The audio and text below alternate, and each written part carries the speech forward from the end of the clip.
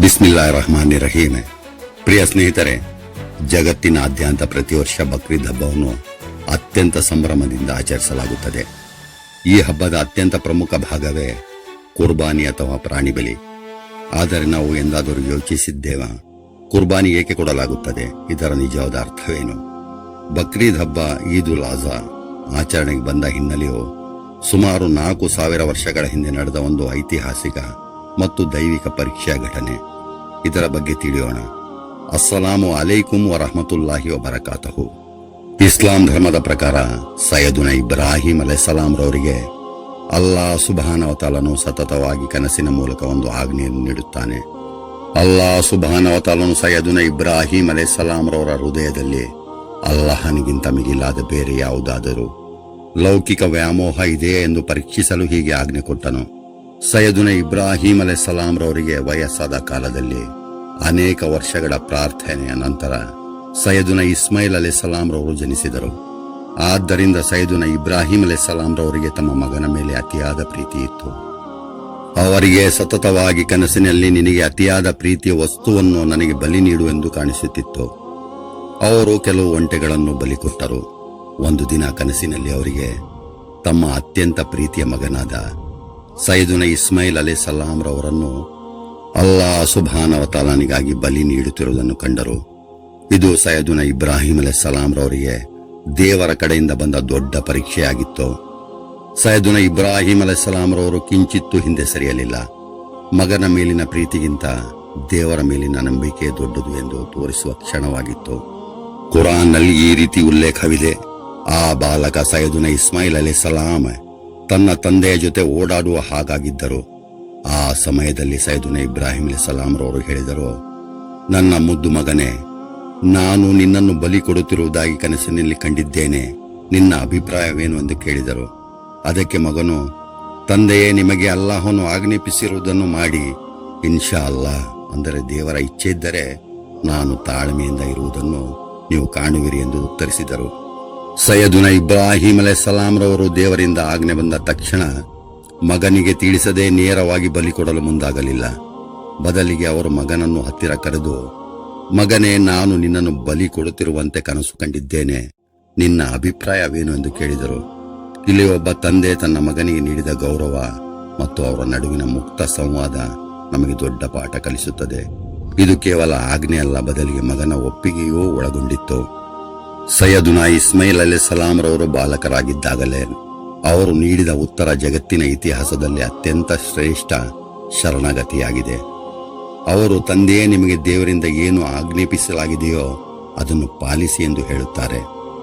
ಅವರು ನನ್ನನ್ನು ಬಲಿ ಕೊಡಿ ಎನ್ನುವುದಕ್ಕಿಂತ ಹೆಚ್ಚಾಗಿ ದೇವರು ಕೊಟ್ಟ ಆಜ್ಞೆಯನ್ನು ಪಾಲಿಸಿ ಎನ್ನುತ್ತಾರೆ. ಅಂದರೆ ಅವರ ದೃಷ್ಟಿಯಲ್ಲಿ ಸ್ವಂತ ಜೀವಕ್ಕಿಂತ ದೇವರ ಆಜ್ಞೆ ಮತ್ತು ತಂದೆಯ ಕರ್ತವ್ಯವೇ ಮುಖ್ಯವಾಗಿತ್ತು.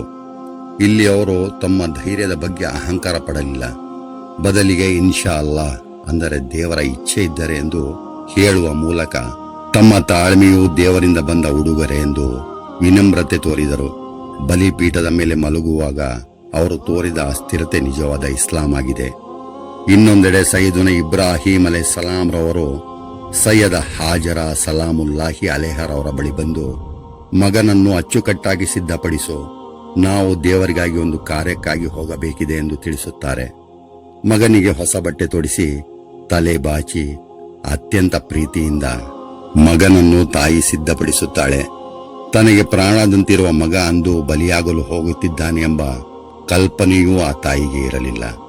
ಸೈಯದುನ ಇಬ್ರಾಹಿಂ ಅಲೈಹಿಸ್ಸಲಾಂ ರವರು ಸೈಯದುನ ಇಸ್ಮಾಯಿಲ್ ಅಲೈಹಿಸ್ಸಲಾಂ ರವರನ್ನು ಕರೆದುಕೊಂಡು ಹೋದ ನಂತರ ಶೈತಾನನು ಸೈಯದ ಹಾಜರ ಸಲಾಮುಲ್ಲಾಹಿ ಅಲೈಹರವರ ಬಳಿ ಬಂದು ಅವರ ಮನಸ್ಸು ಕೆಡಿಸಿ ಈ ಬಲಿಯನ್ನು ತಡೆಯಲು ಪ್ರಯತ್ನಿಸುತ್ತಾನೆ.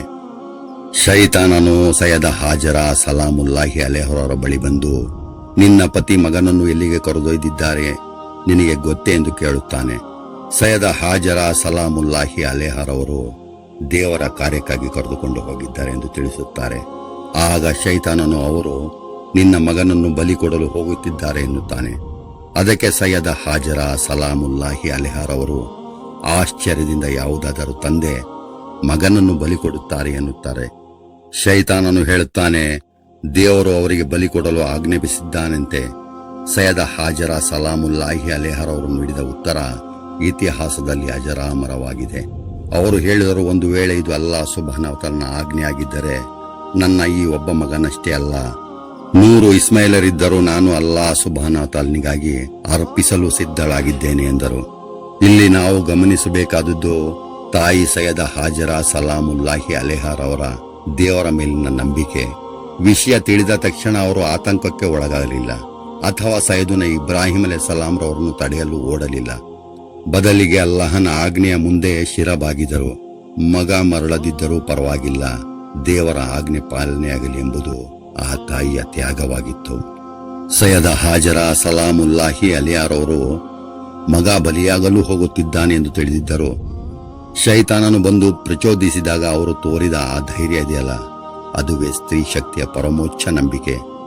ಕುರ್ಬಾನಿ ಎಂದರೆ ಕೇವಲ ತಂದೆ ಮತ್ತು ಮಗನ ತ್ಯಾಗವಲ್ಲ, ಮಗನನ್ನು ಅಲ್ಲಾಹನಿಗಾಗಿ ಅರ್ಪಿಸಲು ಸಿದ್ಧಳಾದ ಒಬ್ಬ ತಾಯಿಯ ಮೌನವೂ ಒಂದು ಬಲಿದಾನವಾಗಿದೆ. ಸೈಯದುನ ಇಬ್ರಾಹಿಂ ಅಲೈಹಿಸ್ಸಲಾಂರವರು ತಮ್ಮ ಮಗ ಸೈಯದುನ ಇಸ್ಮಾಯಿಲ್ ಅಲೈಹಿಸ್ಸಲಾಂರವರನ್ನು ಮೀನಾ ಎಂಬಲ್ಲಿಗೆ ಕರೆದೊಯ್ಯುತ್ತಾರೆ. ಮೀನಾ ಎಂಬುದು ಸೌದಿಯ ಅರೇಬಿಯಾದಲ್ಲಿದೆ.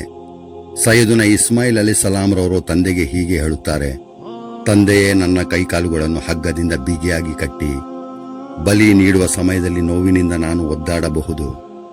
ಇದರಿಂದ ನನ್ನ ಪುಣ್ಯ ಅಂದರೆ ಪ್ರತಿಫಲ ಕಡಿಮೆಯಾಗಬಾರದು. ತಂದೆಯ ಮೇಲೆ ಅವರಿಗೆ ಅತೀವ ಕಾಳಜಿ ಇತ್ತು. ಅವರು ಹೇಳಿದರು, ಬಲಿ ನೀಡುವಾಗ ನನ್ನ ರಕ್ತದ ಕಲೆಗಳು ನಿಮ್ಮ ಬಟ್ಟೆಯ ಮೇಲೆ ತಗುಲದಂತೆ ನೋಡಿಕೊಳ್ಳಿ. ಒಂದು ವೇಳೆ ಆ ರಕ್ತದ ಕಲೆಗಳನ್ನು ನನ್ನ ತಾಯಿ ನೋಡಿದರೆ ಅವಳಿಗೆ ನನ್ನ ನೆನಪು ಬಂದು ತುಂಬಾ ದುಃಖಿಸಬಹುದು. ನನ್ನ ಈ ಅಂಗಿಯನ್ನು ನನ್ನ ತಾಯಿಗೆ ತಲುಪಿಸಿ, ಇದು ಅವಳಿಗೆ ನನ್ನ ನೆನಪಿಗಾಗಿ ಮತ್ತು ದುಃಖಕ್ಕೆ ಸ್ವಲ್ಪ ಸಮಾಧಾನ ನೀಡಲಿ. ಸ್ನೇಹಿತರೆ, ಸಾವು ಕಣ್ಣ ಮುಂದೆ ಇದ್ದಾಗಲೂ ಆ ಬಾಲಕ ಹೆದರಲಿಲ್ಲ. ಬದಲಿಗೆ ತನ್ನ ತಂದೆಗೆ ಧೈರ್ಯ ತುಂಬಿದರು. ಸೈಯದುನ ಇಸ್ಮಾಯಿಲ್ ಅಲೈಹಿಸ್ಸಲಾಂರವರು ಹೇಳಿದ ಆ ಮಾತುಗಳು ಕೇವಲ ಶಬ್ದಗಳಲ್ಲ, ಅವು ಅಲ್ಲಾಹ್ ಸುಬ್ಹಾನಹು ತಆಲನ ಮೇಲಿನ ಅಚಲ ವಿಶ್ವಾಸವಾಗಿತ್ತು. ಸೈಯದುನ ಇಬ್ರಾಹಿಂ ಅಲೈಹಿಸ್ಸಲಾಂರವರು ಮಗನನ್ನು ಬಲಿಪೀಠದ ಮೇಲೆ ಮಲಗಿಸಿದರು. ಮಗನ ಮುಖವನ್ನು ಕೆಳಗೆ ನೆಲದ ಕಡೆಗೆ ತಿರುಗಿಸಿ ಮಲಗಿಸಿದರು. ಏಕೆಂದರೆ ಮಗನ ಮುಖ ನೋಡಿದರೆ ತಂದೆಯ ಪ್ರೀತಿ ಅಡ್ಡ ಬರಬಹುದು ಎಂಬ ಆತಂಕ. ಆಗ ಮಗ ಸೈಯದುನ ಇಸ್ಮಾಯಿಲ್ ಅಲೈಹಿಸ್ಸಲಾಂರವರು, ತಂದೆಯೇ, ನಿಮ್ಮ ಕಣ್ಣುಗಳಿಗೆ ಬಟ್ಟೆಯನ್ನು ಕಟ್ಟಿಕೊಳ್ಳಿ ಎನ್ನುತ್ತಾರೆ. ಸೈಯದುನ ಇಬ್ರಾಹಿಂ ಅಲೈಹಿಸ್ಸಲಾಂರವರು ಕತ್ತಿಯನ್ನು ಹರಿತಗೊಳಿಸಿ ತಮ್ಮ ಕಣ್ಣುಗಳಿಗೆ ಬಟ್ಟೆಯನ್ನು ಕಟ್ಟಿಕೊಂಡು ತಮ್ಮ ಪೂರ್ಣ ಬಲದಿಂದ ಕತ್ತಿಯನ್ನು ಚಲಾಯಿಸಿದರು. ಆದರೆ ಇಲ್ಲಿ ಒಂದು ದೊಡ್ಡ ಪವಾಡ ನಡೆಯಿತು. ಅಲ್ಲಾಹ್ ಸುಬ್ಹಾನಹು ತಆಲನ ಆಜ್ಞೆಯಂತೆ ದೇವದೂತ ಹಜರತ್ ಜಿಬ್ರೀಲ್ ಅಲೈಹಿಸ್ಸಲಾಂರವರು ಸ್ವರ್ಗದಿಂದ ಒಂದು ದಷ್ಟಪುಷ್ಟವಾದ ದುಂಬ ಅಂದರೆ ಕುರಿಯನ್ನು ತಂದು ಕ್ಷಣ ಮಾತ್ರದಲ್ಲಿ ಸೈಯದುನ ಇಸ್ಮಾಯಿಲ್ ಅಲೈಹಿಸ್ಸಲಾಂರವರನ್ನು ಅಲ್ಲಿಂದ ಪಕ್ಕಕ್ಕೆ ಸರಿಸಿ ಆ ಜಾಗದಲ್ಲಿ ಕುರಿಯನ್ನು ಮಲಗಿಸಿದರು. ಬಲಿ ಪ್ರಕ್ರಿಯೆ ಮುಗಿದ ನಂತರ ಸೈಯದುನ ಇಬ್ರಾಹಿಂ ಅಲೈಹಿಸ್ಸಲಾಂರವರು ತಮ್ಮ ಕಣ್ಣಿನ ಬಟ್ಟೆಯನ್ನು ಬಿಚ್ಚಿದರು. ಆಗ ಅವರಿಗೆ ಕಂಡ ದೃಶ್ಯ ಅದ್ಭುತವಾಗಿತ್ತು. ಅವರ ಮಗ ಸೈಯದುನ ಇಸ್ಮಾಯಿಲ್ ಅಲೈಹಿಸ್ಸಲಾಂರವರು ಪಕ್ಕದಲ್ಲಿ ಸುರಕ್ಷಿತವಾಗಿ ನಿಂತು ನಗುತ್ತಿದ್ದರು. ಅವರ ಕೈಯಲ್ಲಿದ್ದ ಕತ್ತಿಯಿಂದ ಮಗನ ಬದಲಿಗೆ ಒಂದು ಕುರಿ ಬಲಿಯಾಗಿತ್ತು. ಆಗ ಆಕಾಶದಿಂದ ದೈವವಾಣಿ ಕೇಳಿಸಿತು, ಓ ಇಬ್ರಾಹಿಂ, ನೀನು ನಿನ್ನ ಕನಸನ್ನು ನಿಜವಾಗಿಸಿದೆ. ನಾವು ಸತ್ಕರ್ಮಿಗಳಿಗೆ ಇದೇ ರೀತಿ ಪ್ರತಿಫಲ ನೀಡುತ್ತೇವೆ. ಸ್ನೇಹಿತರೆ, ಆ ಕ್ಷಣವನ್ನು ಒಮ್ಮೆ ಕಲ್ಪಿಸಿಕೊಳ್ಳಿ. ಒಬ್ಬ ತಂದೆ ತನ್ನ ಕಣ್ಣುಗಳಿಗೆ ಬಟ್ಟೆ ಕಟ್ಟಿಕೊಂಡು ತನ್ನ ಪ್ರೀತಿಯ ಮಗನ ಕುತ್ತಿಗೆಯ ಮೇಲೆ ಕತ್ತಿ ಇಟ್ಟಿದ್ದಾರೆ. ಅದು ಕ್ರೌರ್ಯವಲ್ಲ, ಸೃಷ್ಟಿಕರ್ತನ ಮೇಲಿನ ಅಚಲವಾದ ವಿಶ್ವಾಸ. ಸೈಯದುನ ಇಬ್ರಾಹಿಂ ಅಲೈಹಿಸ್ಸಲಾಂರವರು ಕತ್ತಿ ಚಲಾಯಿಸಿದಾಗ ಅವರಿಗೆ ತಿಳಿದಿರಲಿಲ್ಲ ಅಲ್ಲಿ ಸೈಯದುನ ಇಸ್ಮಾಯಿಲ್ ಅಲೈಹಿಸ್ಸಲಾಂ ಬದಲಿಗೆ ಸ್ವರ್ಗದ ಕುರಿ ಬಂದಿದೆ ಎಂದು. ಸೈಯದುನ ಇಬ್ರಾಹಿಂ ಅಲೈಹಿಸ್ಸಲಾಂರವರು ಕಣ್ಣು ಬಿಟ್ಟಾಗ ಕಂಡ ದೃಶ್ಯ ಮಗ ಸುರಕ್ಷಿತವಾಗಿ ನಿಂತಿರುವುದು ಮತ್ತು ಕುರಿ ಬಲಿಯಾಗಿರುವುದು ಇಡೀ ಮಾನವ ಕುಲಕ್ಕೆ ಸಿಕ್ಕ ಸಂದೇಶ. ದೇವರು ನಿಮ್ಮಿಂದ ಪ್ರಾಣವನ್ನು ಕೇಳುವುದಿಲ್ಲ, ಬದಲಿ ನಿಮ್ಮ ಸಮರ್ಪಣಾ ಭಾವನವನ್ನು ಕೇಳುತ್ತಾನೆ. ತಂದೆಯೇ, ನಿಮ್ಮ ಬಟ್ಟೆಗೆ ರಕ್ತ ತಗುಲದಿರಲಿ, ತಾಯಿ ಸಂಕಟ ಪಡಬಹುದು ಎಂದು ಮಗ ಹೇಳಿದಾಗ ಆ ತಂದೆಯ ಹೃದಯ ಹೇಗಾಗಿರಬಹುದು ಯೋಚಿಸಿ. ಕುರ್ಬಾನಿ ಎಂದರೆ ಕೇವಲ ಹಬ್ಬವಲ್ಲ, ಅದು ಸೈಯದುನ ಇಬ್ರಾಹಿಂ ಅಲೈಹಿಸ್ಸಲಾಂರವರ ಧೈರ್ಯ, ಸೈಯದುನ ಇಸ್ಮಾಯಿಲ್ ಅಲೈಹಿಸ್ಸಲಾಂರವರ ಶರಣಾಗತಿ ಮತ್ತು ತಾಯಿ ಸೈಯದ ಹಾಜರ ಸಲಾಮುಲ್ಲಾಹಿ ಅಲೇಹಾರವರ ಅಚಲ ವಿಶ್ವಾಸದ ಸಂಗಮ. ಕೊನೆಯದಾಗಿ, ಕುರ್ಬಾನಿ ಎಂದರೆ ಕೇವಲ ಪ್ರಾಣಿ ಬಲಿಯಲ್ಲ, ಅದು ನಮ್ಮೊಳಗಿರುವ ಅಹಂಕಾರ, ಸ್ವಾರ್ಥ ಮತ್ತು ಕೆಟ್ಟ ಕಾರ್ಯಗಳ ಬಲಿ ಕೊಡುವುದು. ನಾವು ಪ್ರಾಣಿ ಬಲಿ ಕೊಡುವ ಮೊದಲು ನಮ್ಮೊಳಗಿನ ಕೆಟ್ಟ ಆಲೋಚನೆಗಳನ್ನು ಕಿತ್ತೆಸೆಯಬೇಕು. ಈ ವರ್ಷದ ಬಕ್ರೀದ್ ಬಡವರ ಹಸಿವು ನೀಗಿಸಲಿ, ಮತ್ತು ಸಮಾಜದಲ್ಲಿ ಶಾಂತಿ ಹರಡಲಿ. ತಮಗೆ ಈ ವಿಡಿಯೋ ಇಷ್ಟವಾಗಿದ್ದರೆ ನನ್ನ ಚಾನೆಲ್ ಸಬ್ಸ್ಕ್ರೈಬ್ ಮಾಡಿ, ಲೈಕ್ ಮಾಡಿ, ಶೇರ್ ಮಾಡಿ. ತಪ್ಪದೆ ತಮ್ಮ ಅನಿಸಿಕೆಯನ್ನು ಕಾಮೆಂಟ್ ಮಾಡಿ. ಮುಂದಿನ ಸಂಚಿಕೆಯಲ್ಲಿ ಮತ್ತೆ ಭೇಟಿಯಾಗೋಣ. ಅಸ್ಸಲಾಮು ಅಲೈಕುಂ ವರಹಮತುಲ್ಲಾಹಿ ವಬರಕಾತುಹು.